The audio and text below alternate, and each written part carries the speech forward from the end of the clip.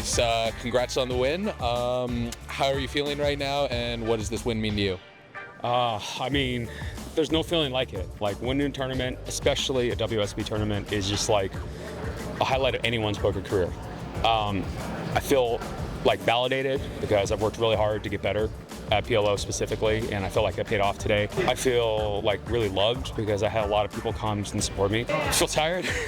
Honestly, that was kind of a draining match, but it felt good. I guess that's, I don't know, like, I'm happy. Like, it's like, I'm gonna get right back to it. I'm gonna win another one this year. I like, honestly, when I saw myself get drafted for 13 in the fantasy draft, I'm like, fuck these guys. I'm just gonna win 2 bracelets instead. So I've kind of been doing it. I honestly do like a morning affirmation every day, and I just tell myself I'm gonna win 2, and I got 1 down so far. This one feels really good because it feels like the first one wasn't a fluke. Like, I kind of know that, but like when you go through a stretch, like I've had losing World Series since then. I've gotten close and been able to close many times, and I feel like some years you watch people who just like, they just win year after year after year, and like, damn, how are these guys so good? Like did I just get lucky? There's a million people who have that no one's heard of that has 1 bracelet, but not many have 2.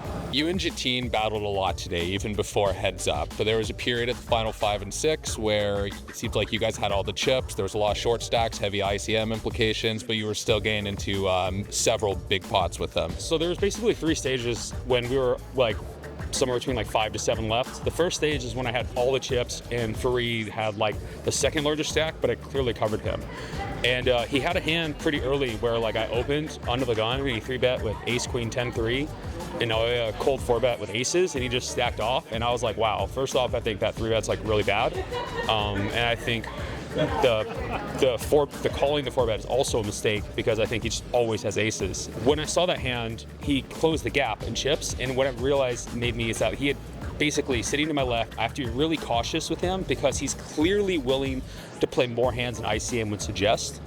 So even though I actually had him covered for a stretch, he had enough chips that we were so close. I actually just kind of treated him like a chip leader and just gave him a lot of free opportunities. I felt like I would find chances to get chips in other places. I didn't have to try to battle him as much. There were so many short stacks that I felt like it was really important that I didn't like potentially lose like an all-in pot to him, some variety, because I thought if we do get short-handed, like 3-handed, I could probably just get all the chips back then. I had a really good support team.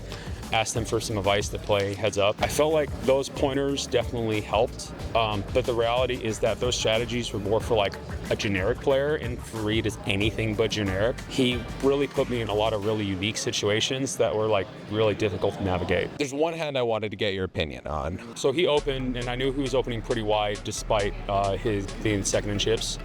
But I thought like as a small blind, he can probably get away with it. I think my hand's too strong to not 3-bet.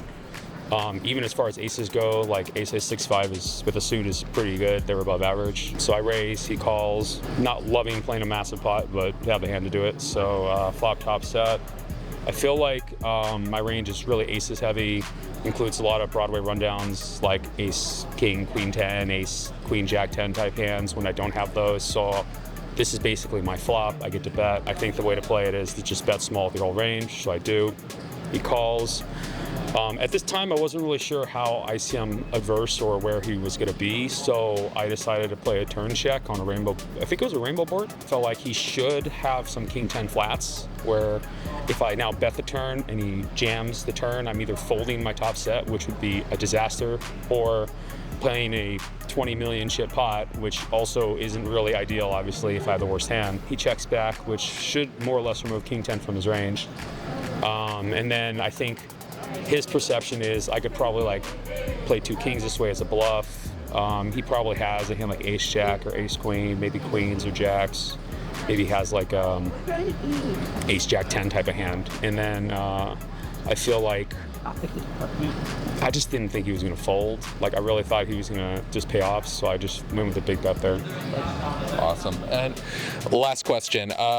What are your plans for the rest of the series? Do you have any thoughts on chasing player of the year? I'm never going to be like Sean Deeb or Negreanu. I'm never going to play 2 tournaments at the same time unless it's a really unusual situation. But I mean, I always play 40 events anyways. Like if I play like another 10, like it's really not that different. So I'll be in here every single day.